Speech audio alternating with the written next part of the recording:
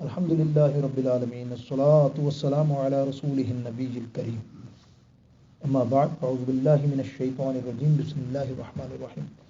زکوٰۃ کے مسائل پر ہمارا بیان چل رہا تھا، آج پارٹ 2 ہے۔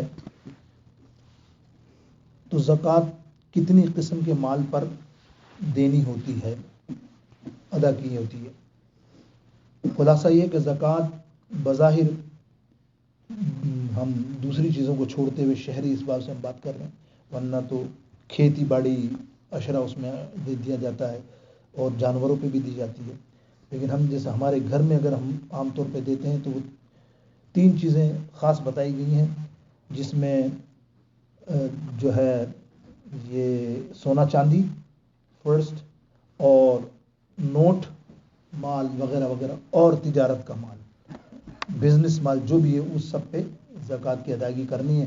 اور باقی نوٹ میں ضروری نہیں کہ currency note, you mean prize bond بھی ہوتے ہیں آپ کے، پتہ نہیں دوسرے قسم کے بانڈ کے پیپر، یہ وہ جو کیش کے اندر کاؤنٹ کرتے ہیں وہ سب ایڈ ہوں گے تمہارے گھر میں۔ گھر کے اندر جو چیزیں ہوتی ہیں نا وہ اس کے اندر انکلوڈ نہیں ہوں گی جو یوزیبل ہے، چاہے وہ 1 کروڑ کا ٹی وی ہو، مثال 1 کروڑ کا فریج ہو، 10 کروڑ کا یوز آپ کے یوز میں ہے تو نہیں۔ تو یہ 3 چیزیں خاص ہوتی ہیں۔ موتی جواہر پر زکوٰۃ نہیں ہوتی۔ موتی اور جواہر جیسے ڈائمنڈ کہہ لو آپ، یاقوت واقوت وغیرہ، ان پر زکوٰۃ واجب نہیں، اگرچہ ہزاروں کی ہو۔ ہاں اگر اس کو تجارت کی نیت سے لیا ہے تو پھر زکوٰۃ واجب ہوگی۔ سمجھ گیا آپ کی مطلب، وہ تو بزنس میں آپ اپلائی کریں تو بزنس میں اس کا مال کا قیمت آپ کو زکوٰۃ دینی پڑے گی ایز اے بزنس۔ ویسے آپ رکھیں، سونا رکھنا ہے تو اس کی تو زکوٰۃ ہے، لیکن اس ڈائمنڈ وغیرہ کی جو آپ کے ہیرے جو کیا کہتے ہیں یاقوت وغیرہ جواہرات، اس میں زکوٰۃ نہیں ہے۔ مسئلہ، جو شخص نصاب کا مالک ہے اگر درمیانی سال میں کچھ اور مال بڑھا تو اس نئے مال کا سال الگ نہیں بلکہ پہلے مال کا ختم سال اس کے لیے بھی ختم سال ہوگا۔ اس کے اندر زکوٰۃ کے اندر ایک ٹائم پیریڈ مقرر کیا جاتا ہے۔ میں نے جیسے الحمدللہ کل ہمارا بیان بھی زکوٰۃ پر ہی ہے، اس لیے کہ بہت سے لوگ شعبان میں اور رجب میں زکوٰۃ دیتے ہیں، بہت سے لوگ رمضان میں تو مہمان حضرات میں خود بھی سب میجورٹی میں رمضان میں دیتے ہیں۔ وجہ کیا ہے؟ ڈبل فائدہ ملتا ہے، 1 کا 70، عام دن میں کریں گے تو 1 کا 10 آپ کو، لیکن دیکھو کتنی دماغ ہے، 700 کے برابر رمضان میں ثواب ملتا ہے۔ تو یہ ہمارے میمن لوگ تو جو ہے نا خاص رمضان میں ہی دیتے ہیں، جو کوئی بڑا تو وہ اپنا کٹ اپ ڈیٹ لکھتے ہیں 1 رمضان، چاند دکھا اس سے پہلے جتنا مال ہے وہ کیلکولیٹ کر لیتے ہیں، سمجھ کیلکولیٹ کر لیا آپ نے پورا سال کیا آیا کیا گیا، اور آپ کو فگر آ گئی، ادھار دینا ہے قرض دینا وہ نکال کے آپ نے اپنے پاس فگر رکھ لی۔ اس فگر کو یہ سمجھ لیجیے کہ میں یوں کہوں کہ 1 لاکھ پہ 2,500 روپے کاٹنے ہیں آپ کو، بس وہ آپ کو اس طرح ڈیوائڈ کرتے جائیں، 1 لاکھ پہ 2.5 لاکھ، 2 لاکھ 5 لاکھ پہ جتنے ایڈ کرتے جائیں، ٹھیک ہے نا، لیکن کٹ آف ڈیٹ ہونی چاہیے۔ اب اس میں دیکھیں مفکرین کیا فرماتے ہیں، یہ محققین، کہ بعض اوقات ایسا ہوتا ہے کہ سال کے پہلے دن یعنی پہلی رمضان کو آپ کا ڈیٹ آف کٹ آ گیا، چاند رات کو صبح آپ کے پاس بمپر پرائز لگ گیا، 10 کروڑ پہ آگے لیٹ سے آ گیا 10 کروڑ۔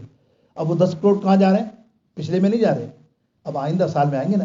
اسی میں ایسا ہوا کہ 6 مہینے بعد آپ کو لاس ہو گیا، کچھ بھی نہیں، تو آپ کو جو موجود ہوگا نا اس 10 کروڑ میں سے 2,000 10 لاکھ جو بھی ہوگا وہی کاؤنٹ ہوں گے۔ اسی طرح عصر کی نماز کے بعد، غور سے سنے کا توجہ، پورا سال گزر گیا ہے، اب ٹائم کتنا باقی ہے؟ آدھا 1 گھنٹہ۔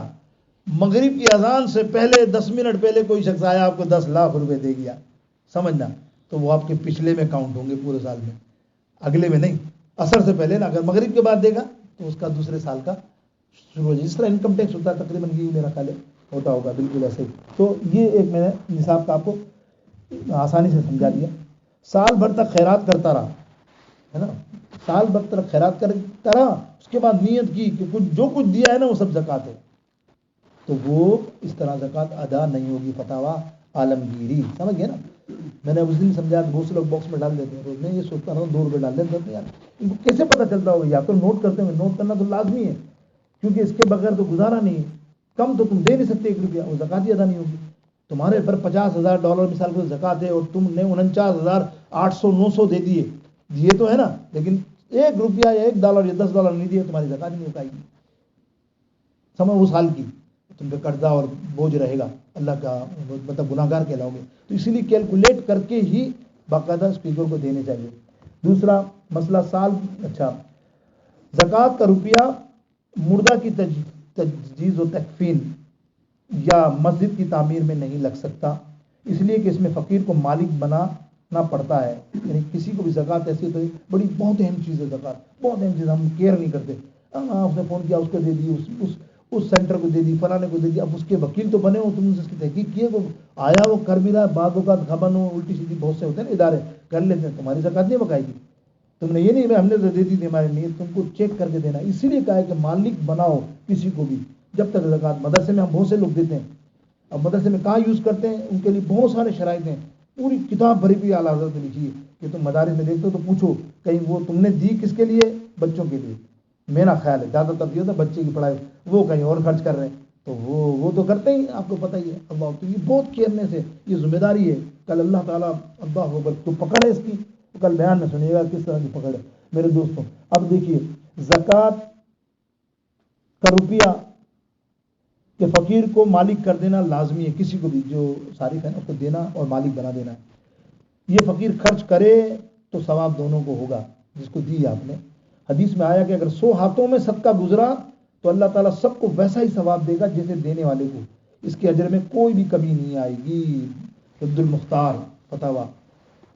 زکوٰۃ دینے میں اس کی ضرورت نہیں کہ فقیر کو کہو میں نے زکوٰۃ دی، ٹھیک ہے، کسی کو بھی دو. یعنی سب سے پہلے پرائرٹی جو ہوتی ہے اس میں اپنے رشتہ داروں کی، کہ اپنے رشتہ داروں کو مست پہلے دو. پہلے اس میں بڑی وعید ہے سرکار علیہ السلام کی کہ اگر وہ رہ گئے بھوکے اور تیرا زکوٰۃ چلی گئی دوروں کے پاس، اب کل وہ قیامت میں تیرا گربان ضرور پکڑیں گے. اس لیے حکم ہے پہلے ان کو دو. غریب ہیں تمہارے جتنے بھی رشتے میں، وہ آئے گا آگے دن، تو وہ اگر دینا چاہتے ہو تم کو یہ نہیں بولو کہ زکوٰۃ ہے، اس کو لفافہ بنا کے دے دو، بس میں نے آپ کو دیا، بس آپ کو گفٹ دیا، بس وہ ضرورت بھی نہیں زکوٰۃ دینی، اس نے رکھ لیا. لیکن آپ کو معلوم ہونا چاہیے کہ یہ زکوٰۃ کا حقدار ہے، ایسا نہیں ہے، ٹھیک ہے نا. اچھا دوسرا چیز یہ ہے کہ زکوٰۃ میں نے بھی کہا نوٹ پر واجب ہے، یہ اس میں آ گیا. نوٹ کے بعد کی بھی زکوٰۃ واجب ہے جب تک اس کا رواج و چلن ہے. یعنی جس ملک میں جتنے نوٹ ہوتے ہیں اس کا چلن ہوتا ہے. یعنی اس کے اندر جو ہے 52.5 تولہ چاندی اور 7.5 تولہ سونا، یہ نصاب کا عمل بتایا گیا ہے. تو آج کل کے زمانے میں فقہ فرماتے ہیں کہ سونے کو مت دیکھو، سونا تو ہائی لیول پہ ہے.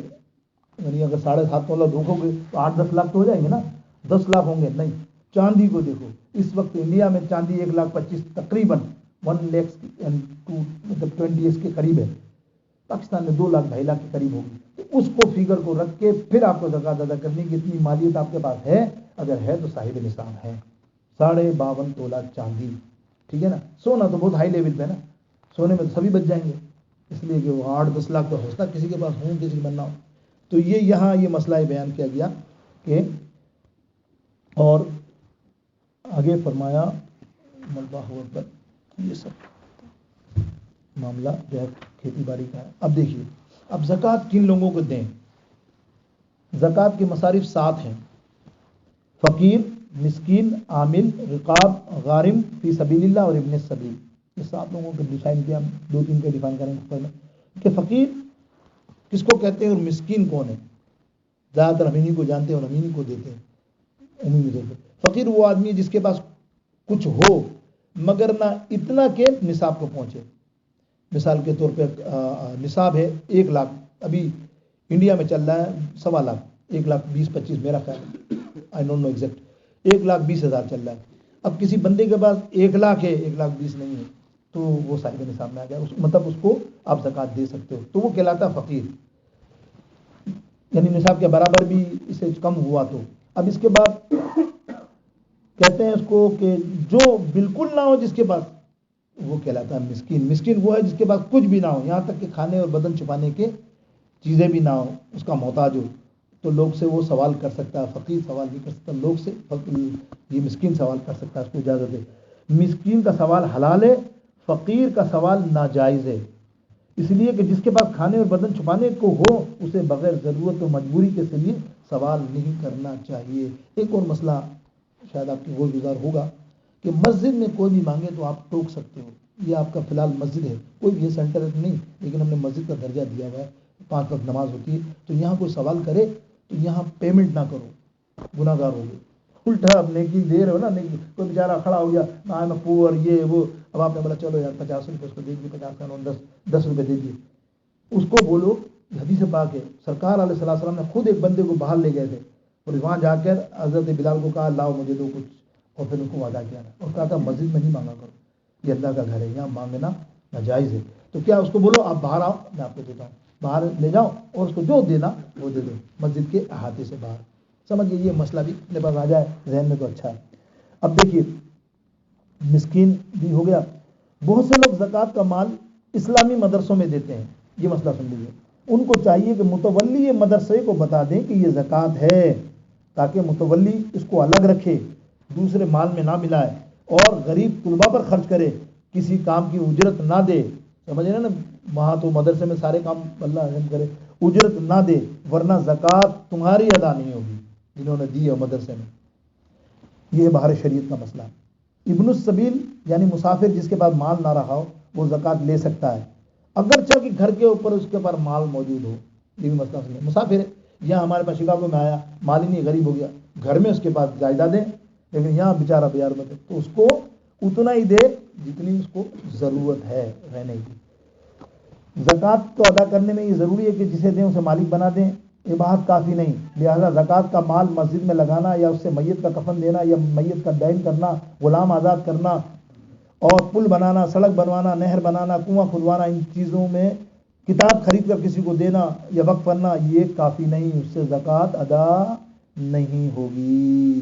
اور اپنی اصلی، اب دیکھیں یہاں آ گیا مسئلہ کس کو دینی ہے، اپنی اصل کس کو زکوٰۃ نہیں دینی، فیملی رشتہ داروں میں اپنی اصل، ماں باپ، دادا دادی، نانا نانی وغیرہ ہم جن کی اولاد ہیں ان میں سے، اور اپنی اولاد بیٹا پوتی پوتی نواسی ان کو زکوٰۃ آپ نہیں دیں گے، میاں بیوی کو نہیں دے گا، بیوی شوہر کو نہیں دے گی، کس کو دے گی، بہو، داماد، ستیلی ماں، ستیلا باپ، زوجہ کی اولاد یا مطلب غیر جو شوہر سے اس کو زکوٰۃ دے سکتا ہے، رشتہ داروں میں جس کا نفقہ اس کے ذمہ واجب ہے اسے زکوٰۃ دے سکتا ہے، عورت شوہر کو، شوہر عورت کو زکوٰۃ نہیں دے سکتی، ٹھیک ہے۔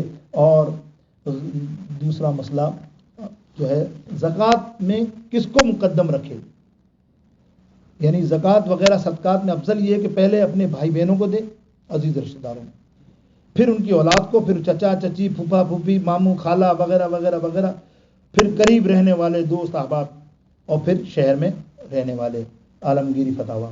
اس حدیث میں یہ ہے کہ اللہ تعالیٰ نے اس شخص کے لیے صدقے کو قبول نہیں فرماتا، اس شخص کا صدقہ قبول نہیں فرماتا جس کے رشتہ دار اس کے سلوک کرنے میں محتاج ہوں اور یہ غیروں کو دے، فتاویٰ رد المختار۔ الحمدللہ باقی انشاءاللہ تعالیٰ اتنا ہی ہم یہاں ایک اور ایک مسئلہ سن لیجیے آخری، بس یہ بہت ہی ضروری ہے یہ ہمارے لیے، خاص کر ہم سنیوں کے لیے، کہ بد مذہب کو دینا جائز نہیں ہے، سن لیجیے ٹھیک ہے نا، کسی مدرسے میں اپن دیکھتے ہیں بھلے کچھ دے دیتے ہیں تو بد مذہب کو دینا جائز نہیں ہے، رد المختار۔ اس طرح ان مرتدین کو بھی نہیں دینا چاہیے جو اسلام کا زبان سے انکار کرتے ہیں لیکن خدا اور رسول کی شان گھٹاتے ہیں، جسے آپ سمجھ کے کون ہے، یا کسی اور ضروری دین کا انکار کرتے ہیں باہر شریعت، ان کو زکوٰۃ نہیں دینی چاہیے، ان سے آپ کی زکوٰۃ ادا نہیں ہوگی۔ وآخر دعواہم ان الحمدللہ رب العالمین۔ ذکر اذکار کے لیے الحمدللہ۔